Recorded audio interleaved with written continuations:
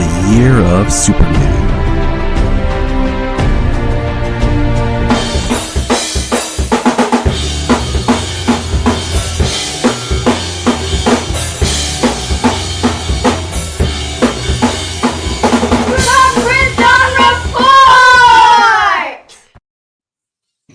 Welcome to the Krypton Report podcast. I'm your host, Tyler, the Superman of Blue, the Man of Tomorrow. And with me, as always, the Superman of Red, the Man of Steel, the man whose beard knows no bounds. It's James Cole. What's up, man?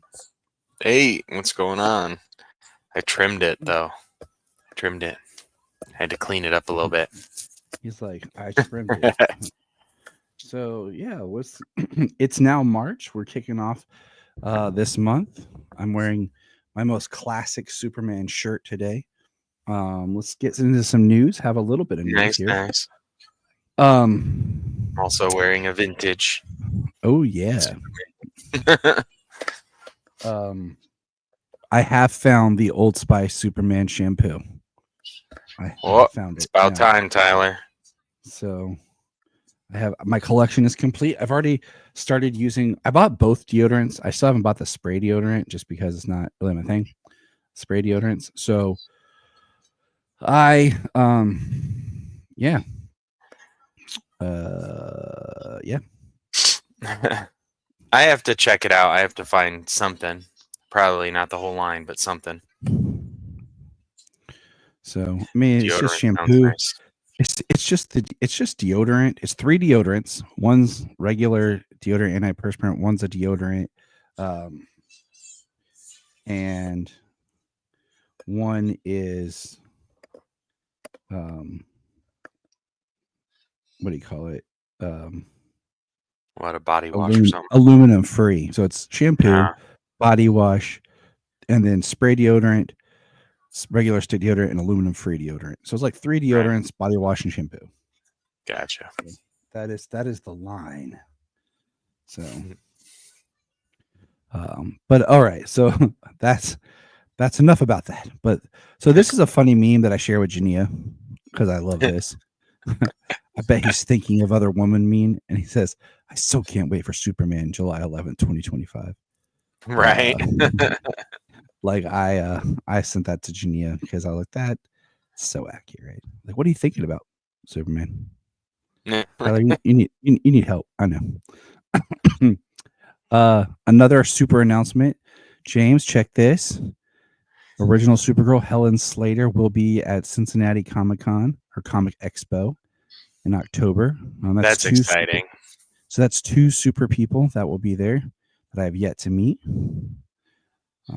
So that's exciting. Now, I shared this with you guys the other day when I was at the store searching for my Old Spice things I never thought I'd say out loud. Old Spice shampoo. I said, I really hope that we get a Superman cereal. And I shared this image I made. It's the Man of Steel Superman cereal, and they did the caramel crunch, which is actually really good. And I just slapped the new logo on it and just re-release it like this. I don't care. Right. Same cereal, like, doesn't matter. Yeah, same cereal. Of course, like they'll probably do like, a different, thing. And like Target last year had or 2 years ago had cinnamon lightning bolts for the Flash and like something berry for Superman. It was like Captain Crunch is what it was. And they were okay. But I liked this cereal, and I would welcome a good Superman cereal back. And I hope that we get stuff like that again. Like it makes you feel good to be a kid. Okay. Like I said, the caramel crunch actually was a pretty good cereal. So no matter if you're a 40-year-old kid or a 4-year-old kid. Exactly. That is a slogan right there, man. It's like ripping off the old Toys R Us logo that doesn't really matter because, Toys R Us isn't around anymore. Like there's a million toys at Toys R Us, from bikes to chains to video games. Biggest toy store there is. Yeah. But yeah, anyways, we got some sneak peeks for some McFarlane's. Check this. A Superwoman of Tomorrow figure. That's one I wouldn't mind having because I really don't have any good Supergirl McFarlane figures. The only one I've wanted that they've released is from Injustice. Right. I'm pretty sure I have the Mattel Supergirl figure, the Well, see, Melissa Benoist. I have the Mattel. I'm talking about some McFarlane. I have the Melissa. I have the DK. So there was the Mattel, and then there was like the DC Direct one, and I think I have the Mattel. Yeah. So we have a sneak peek of the Godzilla with the small Superman figure. That's supposed to be more like the accurate size, and then a large Superman figure. But for some reason, my image of the larger Superman figure is not wanting to load what he looks like, but it's pretty. And there's another McFarlane Superman coming that looks just like comics. Maybe I can pull this up. Hold on. Let me see if I can get this to work. It's just kind of like I don't know. I get tired. I feel like they're just selling us the same figure, and maybe that's part of why they're going to lose the licensing or something, because they're not really doing a lot of things that they could be with some of these figures. Like, how many times have people begged for Blue Lantern or Kingdom Come Superman? You know, like, we're not getting some of the figures that we want. So, what do you think? Like, we're just getting, because some of them just feel like they just take the different Superman figures, they put them, you know, like, oh, I'm gonna grab the face sculpt from this, the body sculpt from this, and then just mix and match pieces. yeah, and then like paint it this little bit different shade of blue, and boom, there we go. Yeah. I mean, like at the very least, if they did like a an Ed McGuinness Superman, like a different, you know, because Right. Ed McGuinness Superman is a specific design. And it makes complete sense. They could do an artist line, you know, Ed McGuinness characters, freaking Greg across the Capullo. board. They You haven't know, done like, I don't know why they didn't do a. What would have been neat is to do a whole Batman Noel line. You have Batman, Superman, the Joker, was it Catwoman? Catwoman and That's Robin. and yeah, like ghostly Robin. And Yep. you know what I'm saying? Like, how cool would that have been? Because I have the Batman Noel figure, which is really neat. But how cool would it have been if we would have gotten like a full on demonstration? So Right. What let's would see. because we got the, what is it, the DC Direct, the comic design series, the Libramejo. Like, what would a McFarlane one look like? Would it be as detailed or more detailed or less or Right. what? So it's just one of those things. I don't know. It pisses me off. Okay. So we're getting a Black Label Peacemaker presents Vigilante and Eagly 5-issue run.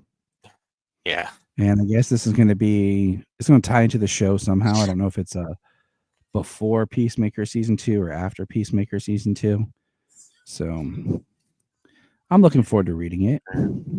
I'm gonna check it out. You know, I always like checking out the movie tie-ins.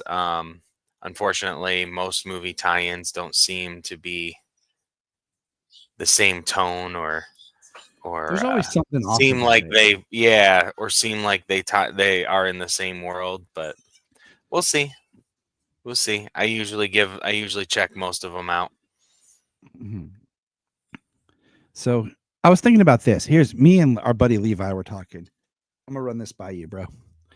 Why did we not get any McFarlane figures for Creature Commandos? I mean, you know, he did horror figures back in the day too. I don't know why, like movie monsters and stuff. I don't know why he I'm just thinking, if we're why launching this they wouldn't do that.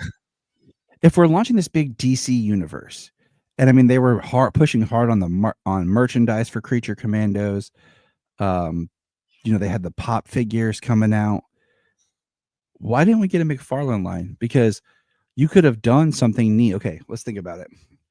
We have Rick Flag, okay, Weasel, the Bride, which I would have bought.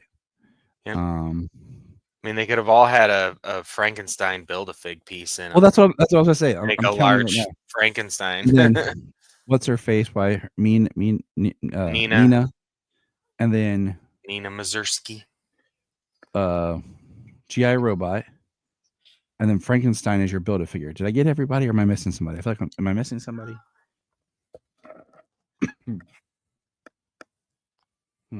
Anyways, yeah, I mean 4 figures, and then Frank is your Build-A-Figure. So I mean, I just feel like that's you're pushing everything else, like, and then, but we got this is pretty neat, comics related, like different comics that I'll recreate. Action Comics, like a nod to Action Comics 1. I just thought that's cool because I'm rereading a certain book right now for our next Jania reviews. Ooh, interesting. So I told her like I thought she'd like the next one. If you haven't checked out, okay, our last episode, if you're a YouTuber, the Jania reviews All Star Superman is separate. It's a separate video you'll find on our YouTube. If you're just listening to the audio, you would have heard it. But just so you are aware. Oh, excuse me. We got this release. This, boom, a new picture of Superman's boots. And I don't know. How I like exciting. I don't know. The more I look at these boots, I like them more and more. Yeah, they look a little rubbery and stuff, but I think they're just the right height. They look like boots compared to being like too small, thin. We all know that I have a weird thing about boots because we talked about that when we did our Build a Costume episodes, and we talked about all the different boots that Tyler Heckman went through. Right. Well, I mean, Because I wear minimalist shoes, barefoot shoes, so the design, the style would be. I mean, I like these boots though, so I think they look pretty good. I just feel like boots is the hardest thing on the Superman suit to get right. Because a lot of times either they're too bright a red, they don't fit the color tone of the rest of the material, or they look too bulky. I don't know. I just feel like boots is always the hardest thing to get on the suit. So I certainly think that people have over designed the boots in the past. That's for damn sure. True. You speaketh the truth. Something just random here. I put this online the other day. I really think James Gunn should bring back, retool it, but like I started rewatching Powerless. You know, the 2017 show that everyone forgot existed. That was, DC's first comedy that has an amazing cast of people in it who have done other DC properties. And so I started watching it again, and sadly it's not streaming anywhere. It's also the last thing that the late great Adam West ever made before passing away in like the last episode. Which I don't know I don't remember if that episode aired or not, or if it was just available once it became released on home media. Yeah, I can't remember. I know that they said that I do recall people that something wasn't aired from the first season, from that season of the show. I heard maybe up to 3 episodes or something, but I bought the first season. I have that, so it's pretty funny. It's interesting. Yeah, and I think with James Gunn's guidance and style and everything, I think that could be something really exciting to bring back. It's just something because I feel like the tone of that would work more in a tone that he's creating, and that's why I said retool it so it's not a 1-to-1. But I think the idea of seeing people who work for like an insurance company in the world of these heroes would be fun. I feel like the show goes on to be more of camp style than actual seriousness at the time. Uh, I don't like that they do a character like Superman's cousin Van Wayne because that doesn't make any sense. If it had been, Batman's cousin, Bruce Wayne's cousin. yeah, yeah, that's what I meant. Um, but Yeah, I if it think you had, said Superman's cousin. yeah, I did. But if it had been like Van Kane or something, that would have made more sense. Yeah. Or not even have a relation at all. So I don't like when they do that. That doesn't really make sense of who people are in their, familial connections. But I liked. There's a lot there that can mine. So I'm just saying, check it out, people. That's my quick plug for a show that's been off the air for almost 8 years. If you find it cheap, somewhere sometime, buy the season. It's worth a watch. It's really funny. Yeah, like It's a good Solomon. sitcom. Yeah, and I think that's what we need. Solomon, you could definitely retool it to make it fun that it ties in the whole DC universe. Solomon watched the first episode with me and he enjoyed it, so we're gonna watch the series together. Last is It's March. And you know what that means? March Madness. And I'm not talking about basketball, okay? This is our bracket for the Super Showdown, where I made a bracket battle, and we are going to have an episode at the end of the month.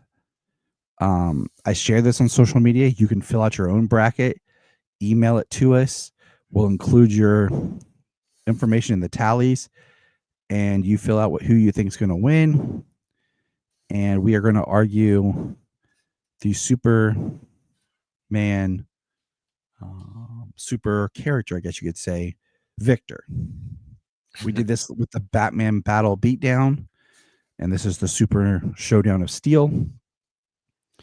And that will be recorded towards the end of the month as a special here on YouTube.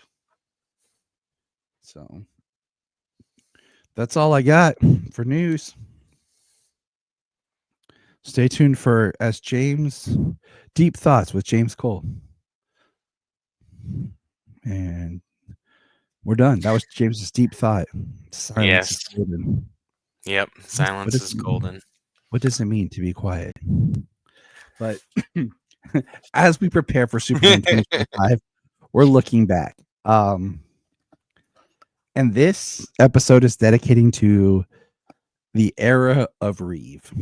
And we're looking at the Chris Reeve era. So we're going to start. And just, we've talked about this a lot, but we're kind of, talking about just everything Chris for Superman. Some say the definitive Superman, and I think he did an amazing job. I'm not going to go against that, but he's not everything that I want in a Superman. And I think that deals a lot with time, culture, growth as a person, and everything. But he, of course, growth as a character. He, of course, starred in Superman 1, 2, 3, 4. There's a poster of him in Supergirl. He was supposed to be in Supergirl, but that didn't work out. He digitally appeared in The Flash. And yeah, so let's discuss. He played Virgil Swan in Smallville. Yes. So let's talk Christopher Reeve. All right. Some people will always say their favorite, the best Superman. And that's fine. I'm not gonna argue it. But no, Superman the never. movie. Superman the movie. Let's start there, okay? With Superman the movie, I really do love that movie. But there is a point, and I hate saying this. After Superman's first night where he comes out, we see Superman doing everything. I feel like that's part of where the movie starts to lack a little bit for me. More when we get into Lex Luthor and his plot. I feel like that's where the movie lacks some for me. I always liked the Smallville stuff at the beginning. I was always enjoyed that. Well, I mean, it takes you over an hour to get to Superman. That's fine. I mean, when you're purposely telling a story and you're spacing things out, it's okay to take your time. Oh yeah, they You take their time, they let it breathe. I'm not saying like that was it's not something that people would want to see today, you know? That's a complaint when any of these origin stories take you the majority of the movie to get to who the character is, you know? Mhm. Yep. That's kind of why they do like the Batman Begins style of storytelling, where they start showing you who the character is present day, and then go back and show you stuff. You know what I mean? So you're not waiting forever to see it. Um, so it was very well done, and they sufficiently built up the character. I okay. There's things what's interesting, and this is why we talk about how important it is to do a pure form of a character on film, because no matter what the comics are, no matter what the quote unquote real version of the character is, whatever is captured on film will go down as what people know, reference, and think of as the character and their story. Okay. It does not matter if, oh, that's not how they do it. That's just something they invented for it. Doesn't matter. That's what people will identify with. And I'm saying all of this because in Superman the movie, this is the first time that we get Jonathan Kent dying while Clark is young. You know, Yeah, when uh, he was in high school. and it kills me because I heard Michael Rosenbaum giving like a whole conversation. It was him and Tom. And it's like, oh yeah, there's evidence for Jonathan Kent dying in the comics, and I'm like, no, there's not. There's not, because you have both parents are dead. Then you get into both parents are dead, and then you get into they're both alive, and then you have them both alive during Superboy. But it wasn't till Superman the movie that we got this idea that Jonathan Kent dies of a heart attack. And I don't know whose idea it was. I could probably go find it. Based on, we know we had Mario Puzo, we had the husband and wife team, the Newmans, that wrote a treatment, and then of course Tom Mankiewicz came in and fixed everything for Richard Donner, and of course Donner's input for the script. So we don't exactly know who it was, but I can see that being someone's idea of a catalyst to help move a hero's journey along. Okay. But since this film, boom, Jonathan's got to die. We go post crisis. At least in like a live action sense, Well, like in the Jonathan's comics, gotta die. the comics, they had Jonathan die, during like the death of Superman and everything, but they were both Well, he was alive. already Superman at that time. Exactly. And then Jonathan, which is fine, later on in his career kind of thing. I wouldn't have been surprised if Lois and Clark would have got season 4 if they would have done a Death of Jonathan Kent story. Or I mean a season 5, not because they ended after Yeah. 4 seasons. Smallville killed him off at the 100th episode. Why? Because they had to. That's the story. No, it's not. Nope. Nope. I mean, we joked about how we watched the pilot for The Adventures of Superman with George Reeves and the first Kirk Allen, and it's like, oh, we found a baby. Then there's a scene after his foster parents died. Clark Kent moved to Metropolis. Like, it's just like they're both dead. Right. Boom. He's out of here. So yeah. But that established in everybody's mind that Jonathan has to die. So think about that. We kill Jonathan in Smallville. We kill him in Superman and Lois. We kill him by a tornado in Man of Steel. Why? Because everybody thinks that Jonathan has to die. That's why I really hope that James Gunn keeps them both alive. That's one of the biggest things that's awesome about Superboy, the TV series, and Lois and Clark, to be honest. Yeah. So they And the kept both first half of Smallville, well, having no, them because both there. but I mean, see, he dies in the series. The other series, they were canceled before he was dead. So, Yeah.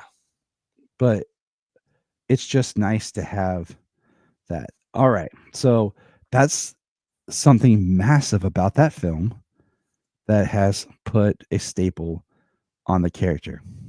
Right. This- Well, because current day comics, they're both alive, mom and pa, and they have their grandchild and all of the extra members of the family. Oh yeah, I like the Kents being alive. Okay, that's just I think Superman doesn't need that, and I also like the idea of the Kents almost being parents to the whole super community. Because what was it, Philip Kennedy Johnson's run we talked about, where you have the conversation between Alfred and, or not Alfred, sorry, Jonathan talks about his conversations with Alfred Yeah. and everything and how he misses talking with Alfred. And I'm like, that's some good stuff right there. So, but, um, but yeah, moving on. The other big thing that this, and I didn't know this till much later, that this is the first time that Smallville's in Kansas. Do you know that? And that's the first time? Yeah. Oh, Smallville was not in Kansas until this movie. And I mean, I and vaguely remember hearing that before, but no, that's not something that I would just get out in like as a trivia question that I'd get right. You know what I mean? exactly. You wouldn't think about it. But yeah, um this is they established Smallville in Kansas. And it was kind of like Metropolis was up near New York and Smallville was like upstate New York, but for some reason they placed it in Kansas. And where has Smallville been ever since this movie, James? Kansas. Exactly. So once again, the power of the image and the character on film. That's why I don't say I have a problem with, but that's why like certain things about like the DCEU was because you're doing a take and you're thinking of it as a fan, but people will look at this as definitive for those who don't read the comics. And that's always something we have to take in consideration. But we have, this is his Jesus Years movie, right? Excuse me. I just had to point out those because those really put a staple. And I think it's the first time on film, really truly, we start to have some sort of relationship between Clark Kent and Lois Lane.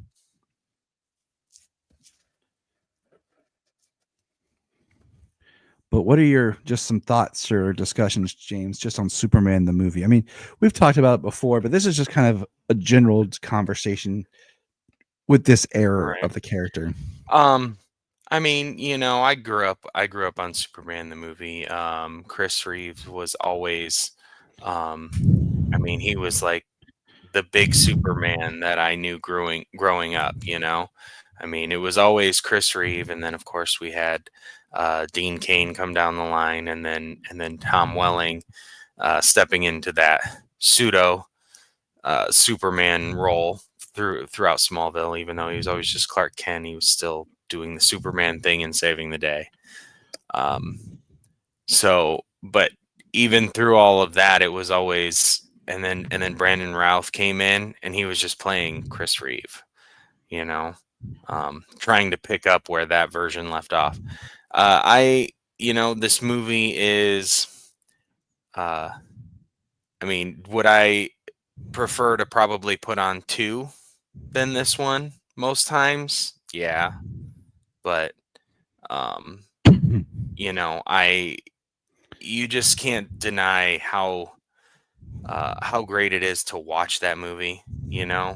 Watching the whole thing from beginning, all that stuff on Krypton, and then you watch any of the special features, the behind the scenes, the miniature sets, the lights, the cameras. I mean, it's so great watching old movies like that get made. It Um, is, and I think, part of it is because you see all the different things they had to do to make it work, to really make it work, compared to now you're just like, "Oh, it's all a computer." yeah, right.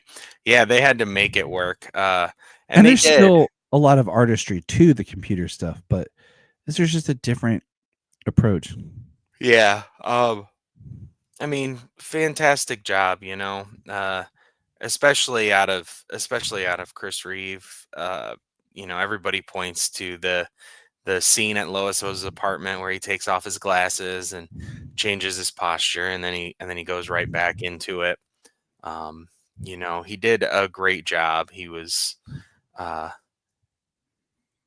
I mean, he is without a doubt one of the best Supermen. You know what I mean? Like, Yeah.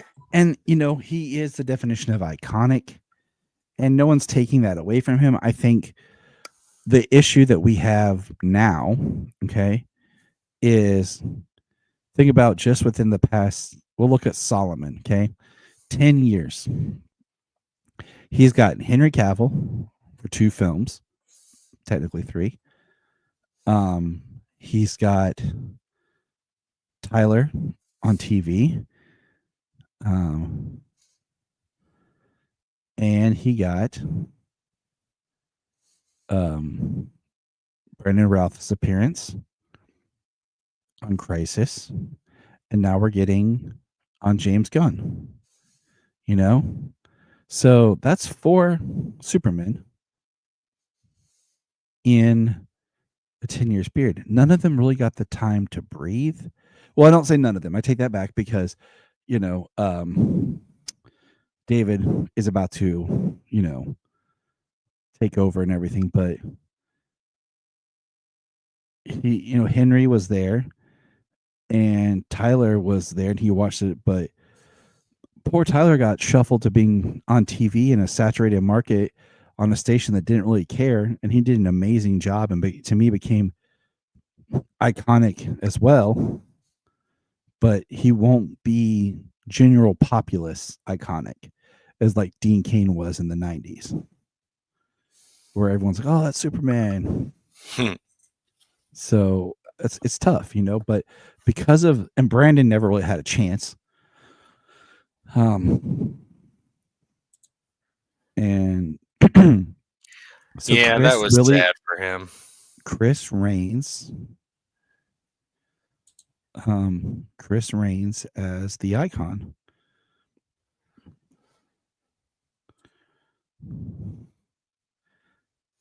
And there's like Miss Tessmacher.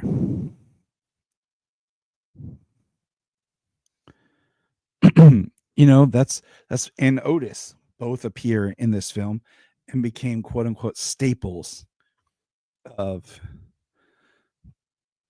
Lex's people. Right. There's so many versions of Otis and Miss Tessmacher, Right. just throughout the years. I mean, And I personally, okay, I love that in Supergirl, um, Otis was Otis Graves as Mercy's brother.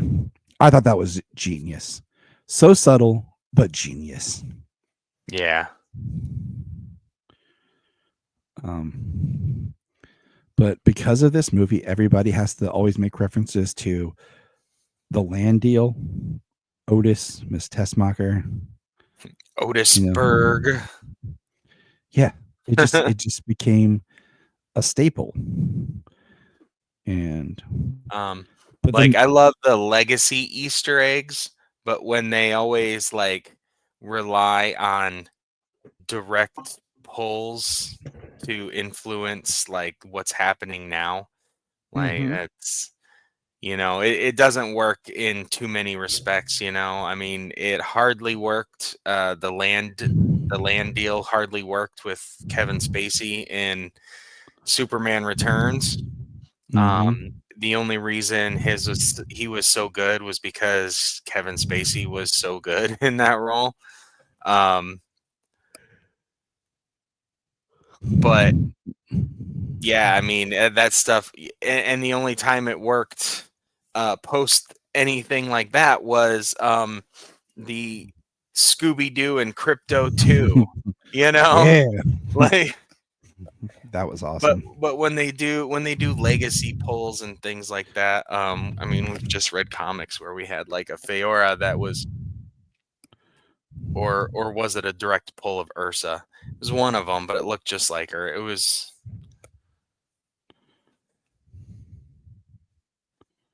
Which it's which it's been a minute. one?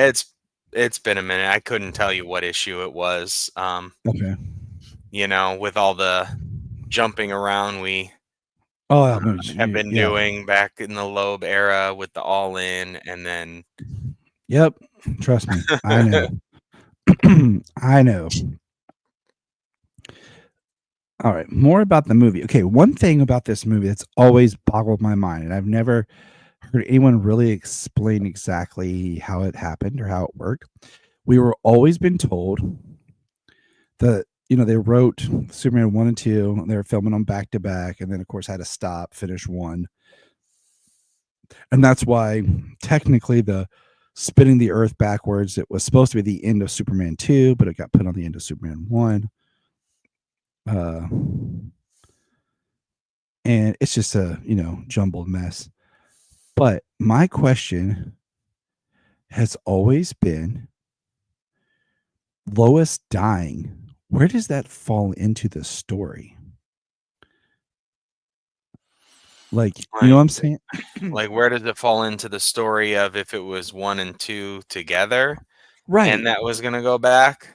Because if we look at the Richard Donner cut of Superman 2, okay, the movie starts at a point and then it plays out the rest of what would have been Superman 1. And then the 2 officially starts. And you don't get the Lois death scene because you have to go back in time to pull that off.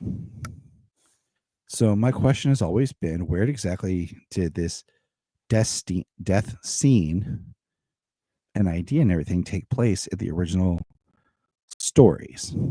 Mm, why did they ultimately decide to have her die and him turn back time on uh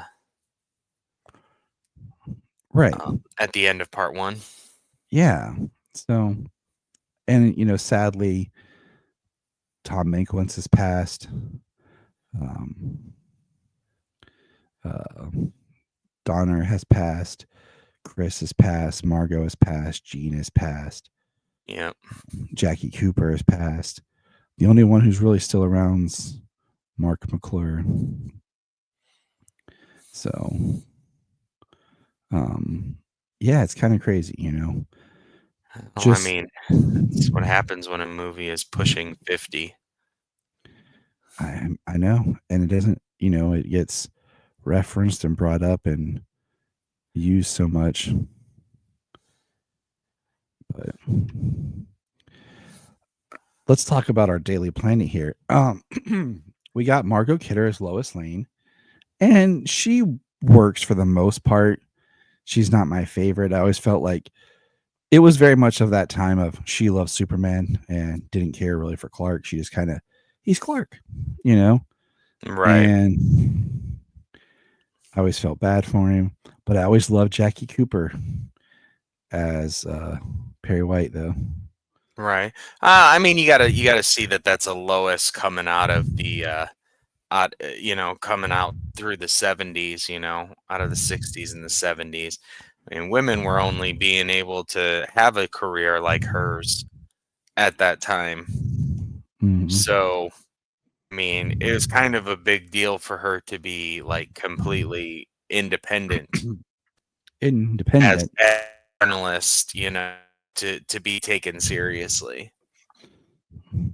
So, I mean, for her to, not take a second glance at somebody she's not supposed to be taking a second glance at, that is that's why he played it so far afield with his Clark Kent was, you're not even supposed to take a second glance at him. Um, and that's exactly what she's doing.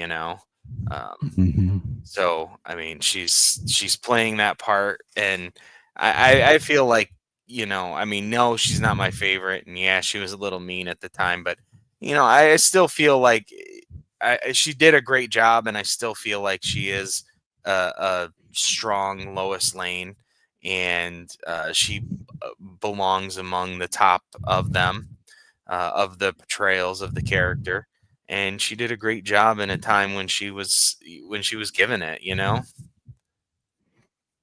Yeah, you're not wrong.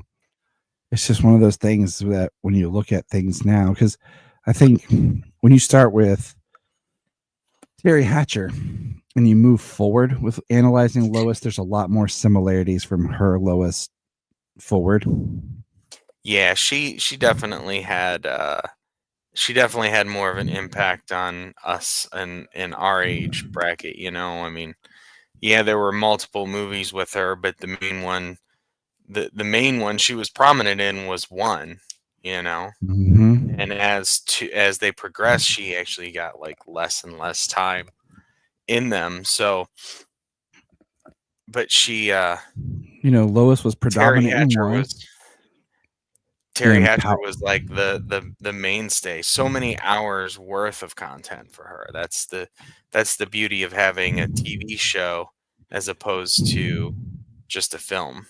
Yeah, You've well got a put. lot more. It's a character medium as opposed to a plot driven medium. Mm-hmm.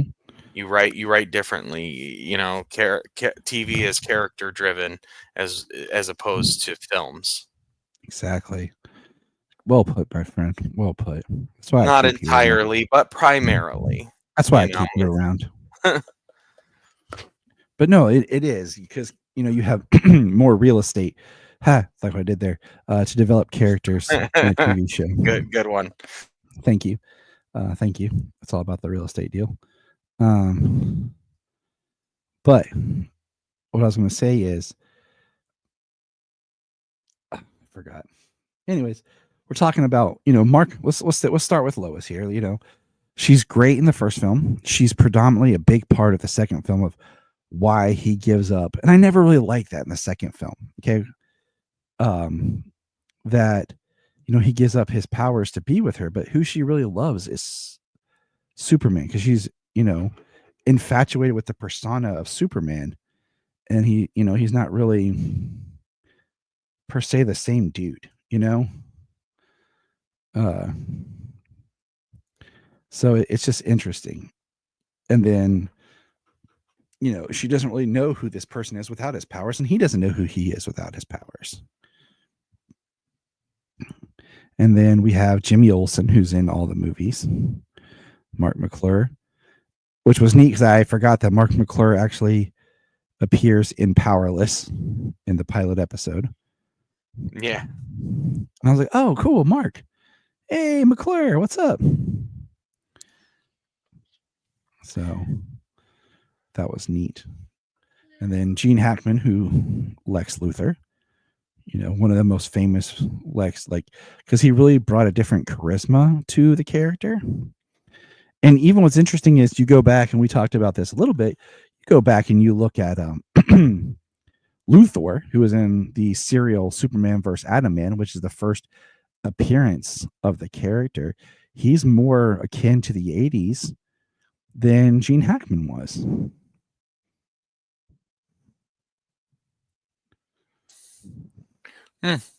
Interesting. So, Yeah, I mean, there was you know, when it comes to Lex Luthor in the Reeve movies, I mean, the land deal being like this primary thing constantly, um and then the smartest criminal mind of our time, um he there was only a couple of things that pointed to some like genuine like engineering and ingenuity when it came to it. Otherwise, it was just like a narcissistic tendency, you know? Like, otherwise, it was just pure narcissism on his part. Like, I'm Lex Luthor, and you just need to, listen to me. You need to obey. Mm-hmm. No, you're right. But I mean, he he did a job. He did. And she's risen, everyone. She's here. The Kryptonian princess herself, Alora. We keep looking at Superman. The film is great. There's definitely Chris plays such confidence as Superman, and then such a awkwardness when it comes to Clark. And I really hate the argument at the whole big Quentin Tarantino thing. People talk about his big critique of Superman. I don't agree with.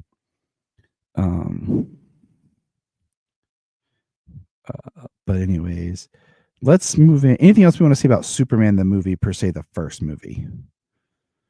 And just for everyone to listen, surprise, we will be doing a free commentary on Superman the movie, the 3-hour TV cut this month on our Patreon. So stay tuned. So be prepared. She muted my mic. I know. That's what kids do, man. But anything else you can think of for Superman the movie before we move on? No, I mean we can move on. We've talked about it before, and there's no denying, that it is a fantastic film, and the characters and the actors portraying him in the movie are iconic. Superman 2. Same returning cast. This time, the big change is we have half a film directed by Richard Donner, half, pretty much directed by Richard Lester. That's why we have the two cuts of Superman 2 and Superman 2, the Richard Donner cut. And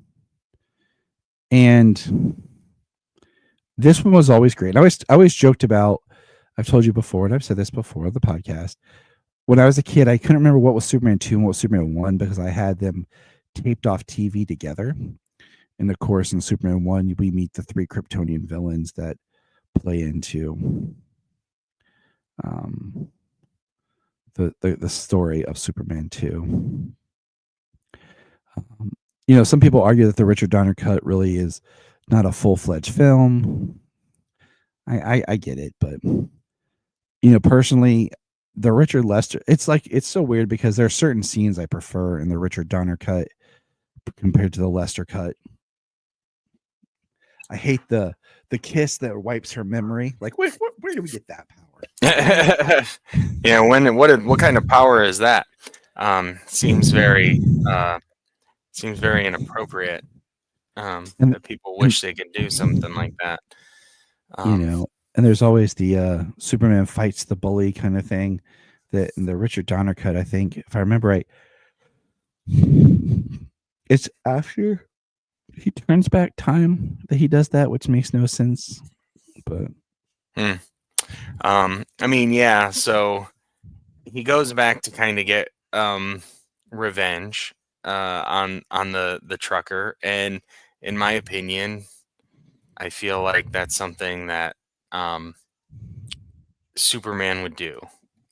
He does put bullies in their place. yeah, People who are always picking on the weak and marginalized. He is a defender of those people. So, I mean, in my opinion, absolutely. That is 100% Superman thing to do. Um, but throwing Zod down a canyon with a smile is not quite the picturesque Superman Mm-hmm. that that we that we know of, you know? Mm-hmm. I agree. Um, so Superman 2, I like, there's certain things I like better, like there's scenes, and we'll get into that a little bit more because we will be doing a commentary on the Richard Donner cut later in this year. Years ago, we did do a commentary. It should be on YouTube still from Superman 2. Way back. Way back. But we never did a commentary on the Richard Donner cut. So that'll be coming. And we'll discuss a little bit more ins and outs during that film's discussion. But yeah, I like having both versions. I grew up with Superman 2, but there are definitely things in that film that are like, that's why it's very important the director that you get. What are their sensibilities? When do they know to be serious? When do they know to be humorous? What is funny? What is just, campy? It's very important. Very important. Yeah, it's very important in the comic book genre. A medium in itself lends itself to a lot of campy ideas, and if they're not pulled off with grace, they can just be that very campy and like DC, just from DC's library, Doom Patrol. I mean, if that wasn't taken, if that wasn't done with the care and the love of the material that it was, like that could have been a disaster. Mm-hmm. Superman 2, like there's the scene of Zod's insurrection, which we see him break a red crystal in the Richard Lester cut of Superman 2. And it's just interesting things like that. You're like, huh? What's going on here? But it is funny because people will ask, like, if it has Gene Hackman in it, okay.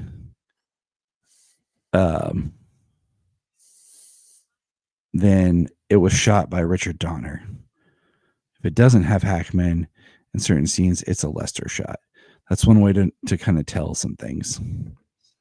And it's like, cool, it's good to know.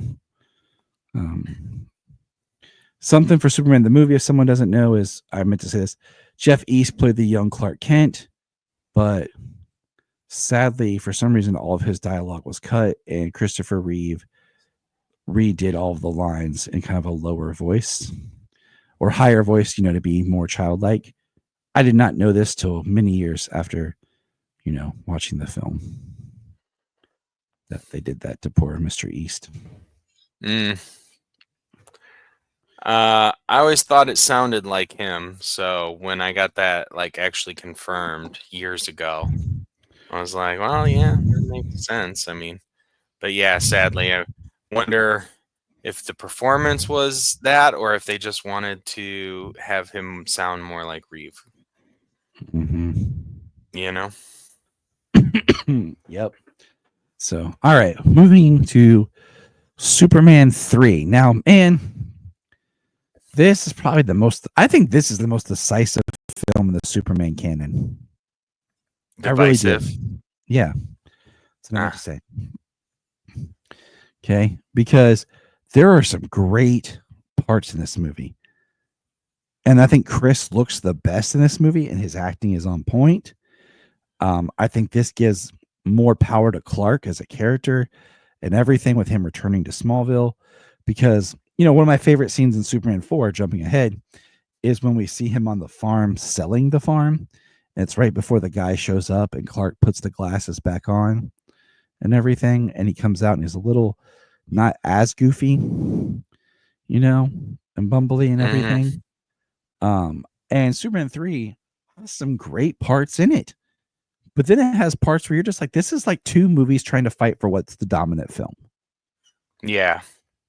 And what's funny is this movie, okay, as a child, where I spent most of my time growing up, um, let's see. Sorry, excuse me. We had two like mom and pop video stores, Right. but they were like mom and pop stores, but they were both out of the grocery store. So Farm Fresh was the grocery store, and you could rent movies there. Okay. And they always had the case for Superman 3, but the copy had been damaged. It had been melted or damaged. And they talked about, how the VHS tapes worked. And I didn't know at that time that you could reserve movies from the library. So then we eventually got a Blockbuster, and then it was called Movies. It was like Moovies, which was like a chain. Um, Eventually they showed up, but it was right before we moved. So, and they were always busy. And I never really looked for Superman 3 there because at that point I was so like into what was new. Like I remember one time Jurassic Park 2 was coming out. Okay. And I remember I asked my teacher if I could go to the bathroom. This is 97. And I went down to the payphone, called the video store, and asked them to hold a copy. And I pick it up. And then my dad, when he got home from work, I asked if we could go to the video store. We walked in and I was like, yeah, pick up for Patrick on the video. My dad kind of looked at me like, how did you pull this off? That's So, hilarious. so all that to say, and then it kind of just fell away and I kind of just always forgot about it because I was always like, oh, yeah, I got to see that one. And then when Superman Returns came out and there was the big boom of being easily able to find the films, I've got to watch Superman 3, and it's my least viewed Superman film. I think I've seen it a total of 3 or 4 times. Oh wow. Because I just feel like there's something missing. There's something off about it. But there's some really great stuff in there, and that's the one I was rewatching for this podcast, and I didn't get to finish it because life happens. And because I don't know it as well. But Yeah. It's the one where they almost wanted to do a Brainiac thing, but then they kind of pulled back on it because it certainly wasn't any alien. It was some Earth-based technology. So I mean, Superman 3. That was actually, I know you talked about Superman 4 being one of your favorites growing up because you were able to see it a lot. yep, it was For always on whatever TV. reason, Superman 3 was always on when I was growing up. And it's funny because it was on either cable or just an antenna channel when it was like a Right. movie on the weekend. It was a movie on a Saturday or a Sunday during the day when there was nothing else on. And my mom loved Richard Pryor and Eddie Murphy and stuff growing up. So Richard Pryor was in that movie, so we were going to see it. And so I saw it because I'm sure I saw it because my mom wanted to see it. And then anytime that it was on TV and we weren't doing anything on a Saturday or a Sunday, and we'd watch it. So I've seen it a few times, a handful of times in my life. And I mean, like it's got a nostalgia bit for me, and it's most of the movie except for like the rich dude and those people, and then the robots in the end and stuff. But the rest of the movie is gold. I love the rest of the movie. Uh-huh. And what's funny, just to clarify, James and I, when he says when I grew up, we grew up at the same time. Okay. Different areas, but Yeah. same time. We're 6 months apart. Okay. It's not like we're this large gap or anything. Okay. Right. But no, but like I just remember I felt like every time I visited my grandparents in Ohio. I just have a feeling like because knowing my mom and the movies and the way the movies she let me Yeah. watch growing up and like watching Eddie Murphy and Richard Pryor in the 80s. I mean, you know what you're getting, okay? So that's what Mhm. that's how I grew up. I just know that yours was a little stricter in that sense, probably growing up. So My it mom is was. a little My, different. my dad wasn't, and I got away with some stuff. Uh, Yeah. but yeah, it's just, and we'll come back around. We'll come back around to this, but Superman 4. Okay, this was so funny because like this was the Salkinds had sold the rights to Canon. There's a great documentary on Canon called the Electric Boogaloo, and it was streaming on Amazon Prime. I'll check and see if it is still streaming. Hold on, because it really was.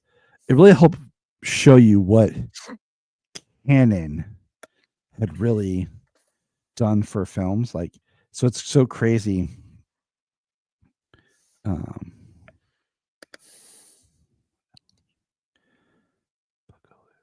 all right, but anyways, um, and Canon was very cheap in the way they made stuff, but they were profitable because their business model. It is currently not streaming anywhere. So yeah, Electric Boogaloo: The Wild Untold Story of Canon Films. I watched it years ago when it was on Netflix. Oh, interesting. I mean, Canon And Films was on like so many films you remember from the um 80s and 90s. yeah, Superman 4, Masters of the Universe, a lot of Chuck Norris. Um, so yeah, it's very, very interesting. But they got the rights and they were supposed to make this big Superman film. And they got, Chris back because he was going to write the film. And, he had a lot of input. And then, Gene Hackman is back. Margot Kidder is back. I mean, everybody's back. The addition of John Cryer, all of Mhm. this. And then they slash the budget. And then like they start doing uh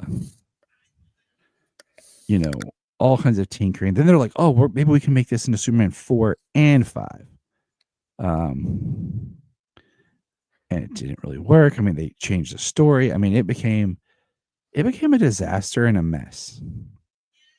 And it's pretty sad what happened. Like this is the Superman film that, Chris goes out on. And there's a lot of good in there. Like, I guess, one of the reasons as a child I loved this one, you had Lacey Warfield, who actually seemed to have a genuine interest in Clark, which I thought was kind of refreshing and nice. But he's fighting Nuclear Man. He's fighting another superpowered being who's not Kryptonian. And like I said, this one always seemed like it was on TV, on like WGN or whatever. So it was just Right. really easily accessible. So I remember it a lot. And yeah, so what is it's got some cheap campy parts. It has some recycled footage that does not look great. But what is some of your feelings and everything Um, with Superman I 4? mean, for you, 3 is the least watched Superman movie. For you, 4 is the least watched Superman movie for me. See, guys, James and I don't agree on everything. Right. I mean, if that's a complaint out there or something, but It's happened. you guys agree on everything. It's so boring. No. Yeah, no, that's the least watched of mine. Just really through access. When I bought the 4 movies on DVD years ago, that's when I got a chance to watch it a couple of more times, Yeah. over a couple of years. And I've got the Blu-ray set that I got last year. So I am actually due for a Blu-ray rewatch of all of the Chris movies. So I'm going to go through those, and I'm gonna have a more fresh watch of Quest for Peace. I didn't get Um, that. That was what I was actually considering watching that before we got on today. But I had to watch the doc that came out in Yes. September. So that definitely took precedent over rewatching Quest for Peace. Cool. That's But cool. I'm looking forward to checking it out. You know, I was really excited, you know, back when they during the Bendis run there when we got a Nuclear Man cameo in a comic, but that's it. You know, he's never come back. We've never seen him again. It was just an image. He's never had an actual storyline in And that's sad. comics. You know, and then, you know, we got a Mr. Gorman reference in Superman and Lois. So, you know, that was pretty nice. But you know, for the most part, I think it's funny because how you and I feel about these two. And my goal is this month, being March, to watch all 4 Chris movies. You know, I might end up watching them out of order just because I'm, like I said, planning to watch the 3-hour cut with Brian, and it's just We'll finding see. the time to do that. Yeah, I'm gonna end up watching them 5. I'm gonna watch the Donner cut as well as the Lester cut. See, I'm saving that one because that's one of our upcoming Patreon things, and I'm gonna watch the Lester cut so that when we're doing the Patreon, I'll be more fresh. Well, I want to have a fresh view of both of them. I've actually never seen the Donner cut. I never had that one before I got the Blu-ray set. So Nice. that's why I need to go through and watch them so I can watch that one as well, and This is then Jim. be a little more fresh on both films and see some of the differences. So I'm gonna share my screen real fast because I found a picture. That's that other McFarlane Superman that I was talking about. Just like, okay, it just kind of looks generic. It looks cool, but it's like I like it. Like I'll probably buy it because I have an addiction and a problem. But I'm like, I need more from my Superman toys. Okay, need more. So you know, Superman 4 is the last one with Chris. There was a Superman 5 script, and we didn't do an episode on it because every other podcast did. But there was a live reading, like a stage production by some fans of the Superman 5 Superman Reborn script. Check that out online. All-Star super fans talk about it.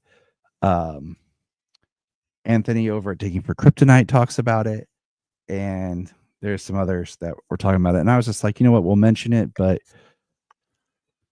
we're not going to go down that rabbit hole. Excuse me. I'm getting over some health. Maybe stuff. one day when we need to pull something out. Bro, we have so much stuff. We will be here till we're dead. Okay.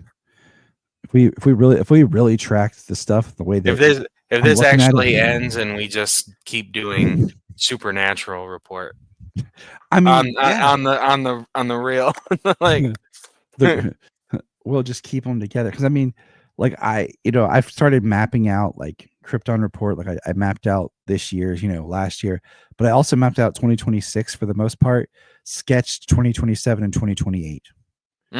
So, sketched them out. There's so much, and we'll get there. That's me and Brian's slogan. We'll get there. We'll get there. right. Like there's Superman stuff I have on my shelf I have not watched yet. Like I'm making my way through all of the George Reeves series. They got me all the Adventures of Superman cartoons. I haven't started yet because that's all coming up. So there's still stuff to explore, and we haven't finished Superboy yet. So we will get there. But something unique happens, and this was brought to my attention by our friend Zach Moore, that we got what was called Superman Redeemed. It was a fan edit. And if you've not seen this, send me an email or a message, okay? But it's a fan edit of Superman 3, 4 with a little bit of the Richard Donner cut of Superman 2, and it creates a new movie. And dude, it is good. Yeah. I mean, it is good. It is so good that I think I've started that. I'm pretty sure I've started it. I burned a disc, an actual DVD, and printed cover art, and I have it on my shelf next into all my DC films. It's that good that it really is almost like a new experience with Christopher Reeve in Superman films, Superman Redeemed. Like it is that good of a film. I'm not, and I think it's still in my library on my like digital stuff that I can just pull up at any time. Because and I highly talk anyone like I'm so blessed that like when I heard about Zach Moore had a copy of it and he sent me the link and I it's something I'm very glad that I have access to because it is someone who meticulously was able to um what do you call it craft a film from other films, Mm-hmm. and I highly just if you don't have it or if you haven't seen it and want to just message me. It's in my Dropbox. I'll send you a link. Okay. No biggie. Okay. That's all I'm gonna say, people. Um, Right. but it was just a way of taking the best of the Christopher Reeve era and putting them into a film. Like I know there's a fan edit of Superman Returns we'll talk about later on down the, the line. Excuse me. Um, but yeah, Superman Redeemed. Good flick. Good flick. So, but yeah, we have, this great and powerful, iconic Superman who Chris tragically suffered a horrible event. And then he would emerge later as Virgil Swan on Smallville, keeping that Superman kind of legacy alive, being connected. And then he was digitally resurrected in The Flash, which everyone felt weird about. And that's like that whole scene in that movie to me feels like previs. Like, all right, this is what we're going to film or this is what we're going to use, And I think, okay, if I wanted to actually have a scene with Christopher Reeve as Superman, I would either take a scene of him walking or something from an existing film, or if I needed better visuals, I would use his son Will and then deep fake Chris's face kind of over it, like the way they did the technology for Paul Walker Yeah. in The Fast and the Furious, and just get a scene of him standing with his hands on his hips type thing. No dialogue or anything like that. If I needed better visual representation to capture, because it's just kind of boggling to us how that scene in The Flash is, where it's like you pointed out. At first, it's the Henry Cavill like silhouette that we had seen, and then as the character comes down, it's Chris, and then Helen Slater, Supergirl, and it's sad that the only time we see them two together is in this. Aaron Pierce, a great Superman fan and editor. Look him up online. He's made a lot of he's been editing over time, making Superman 4 much, much better. He did a scene where he used Superman, Clark, or Chris and Helen Slater, and made a scene of them two together, which is chef's kiss. So, Right. it's kind of sad that that's kind of the last visualization that we get of Chris as Superman, and this legacy, this everybody looks back and references to. Now, we got recently the Superman 78 comics, which Wilfredo's art very much, of course it's supposed to be Chris, but he does it's Chris, but in not every detail, but it's him kind of thing. Yeah. And I It's say less that Chris than Gary Frank, but it's still recognizably Chris. and what's crazy is Gary Frank was not trying to draw Chris, but pretty much drew Chris. And that's because, Gary Frank and Jeff Johns just really wanted to, what do you call it? Bring back that kind of imagery, that style. And we'll be talking Secret Origins a little bit later this year. So, but he's had representation in the comic, and And what's interesting, and goes back to my statement, is you do something in the movies, that film impacted so much because at the time, Clark was not that way in the comics, you know, at the Hmm. time of when this film came out. And then, uh, y- so, Yeah, he wasn't this bumbly, clumsy Clark Kent. He wasn't this shy and timid person. Clark Kent was um, still a large individual, and he kind of played on those strengths as well, as a journalist, with a little bit of force and intimidation when necessary. mhm, mhm. But so to be kind of that bumbling and clumsy, I mean, it has worked its way into many iterations of Superman where he uses his clumsiness to cover up saves and things like Mhm. that. Yep, which Uh, I love. That was one thing Janine and I talked about on our discussion of All Star that I loved, and my favorite part of that book is when Clark's like helping save people by being this bumbly doofus. Because if he doesn't, people won't see. yeah, But might just yeah, he just stop somebody for a second just so they don't get a piece of falling debris to hit him in the head.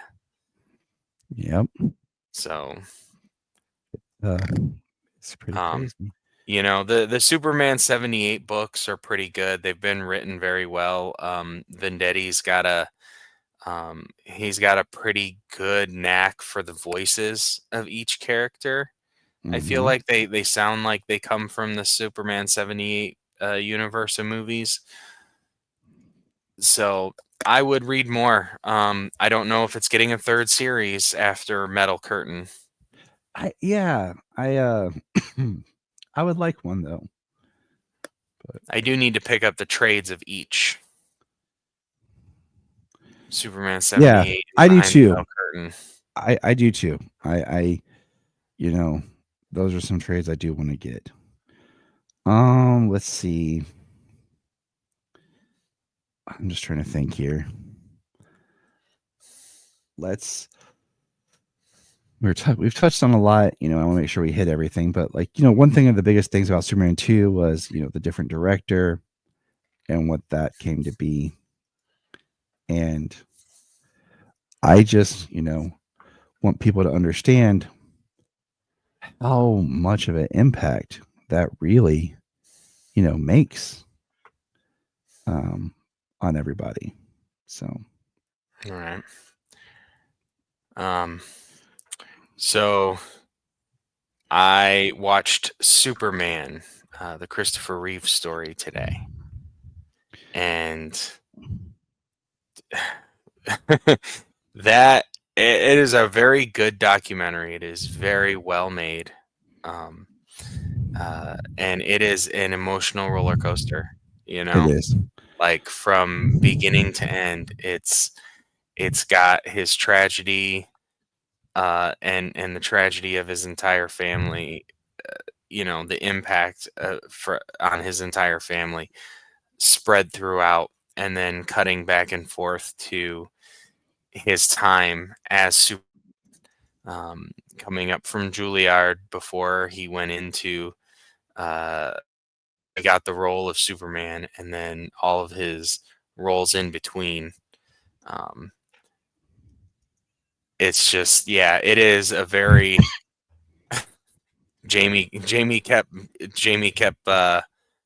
telling me she hated me while watching it because every time it cut back, she just started bawling.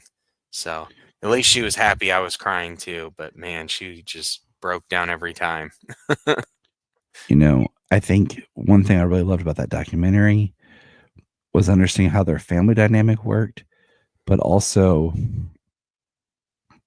um, shining a light on Dana for all that she did. I Yeah. mean, Yeah. She spent a good part of nearly 10 years or so, 11 years, um, taking care of him 24/7. Uh, yeah. I had heard about the documentary and about how he had his older two children, and mhm. that it was briefly touched upon. I thought it was handled pretty well, you know. I mean, because it was a story about his life, and I mean, as much as we want people to be as good as Superman, even the actors playing them aren't.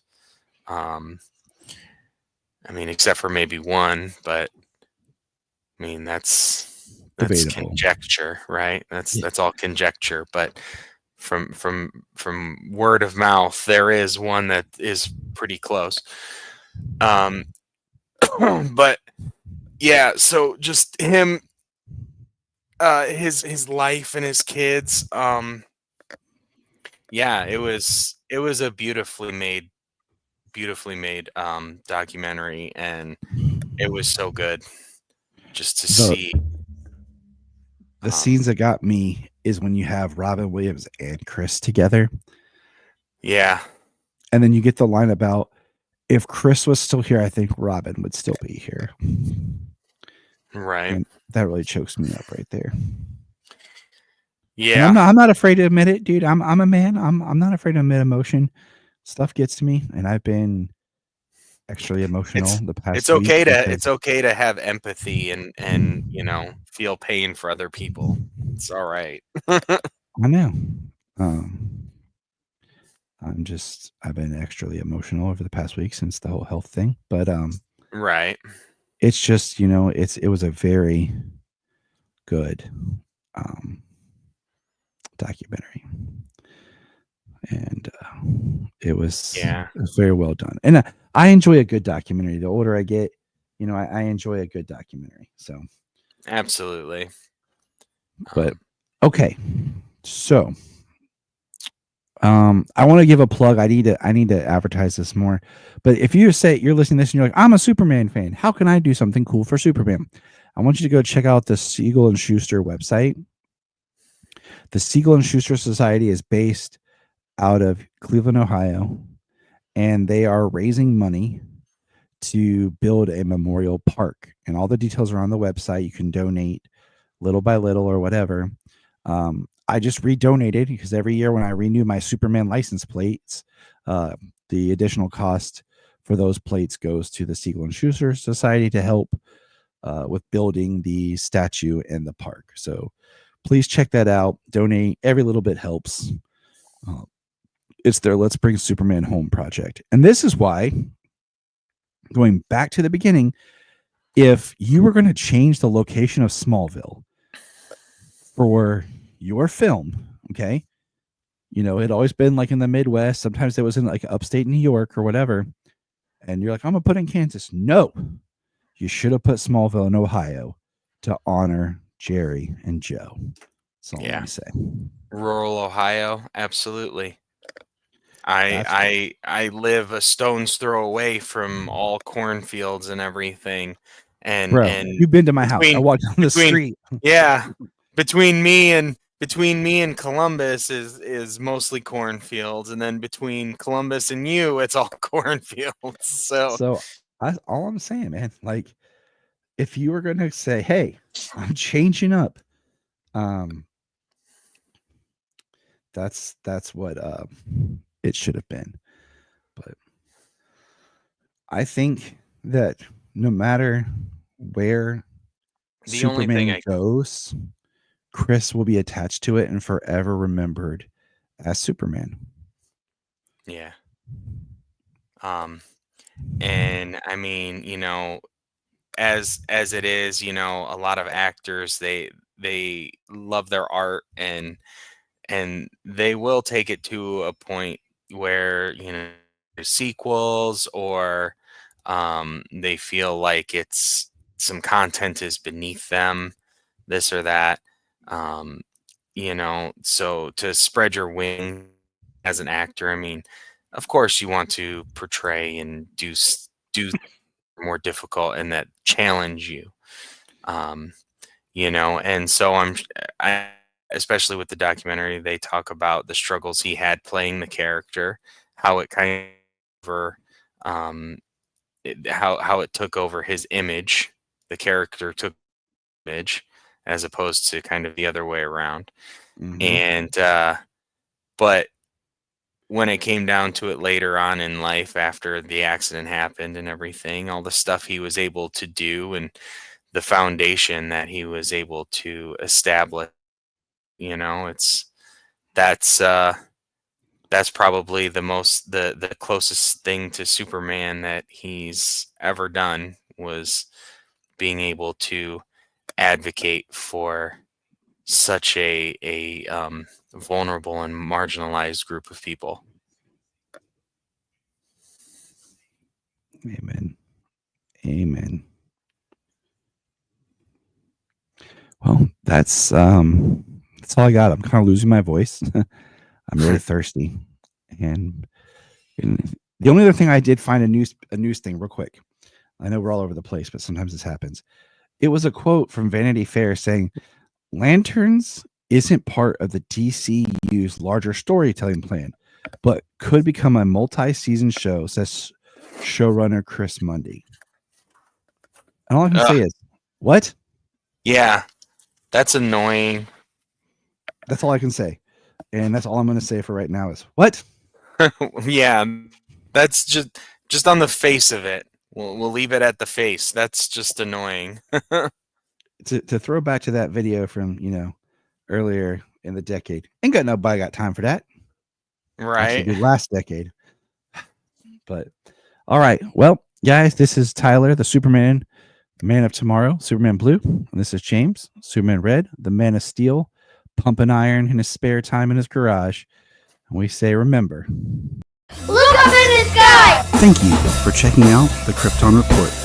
Please click our link tree in the show notes to follow us on your favorite social media platform.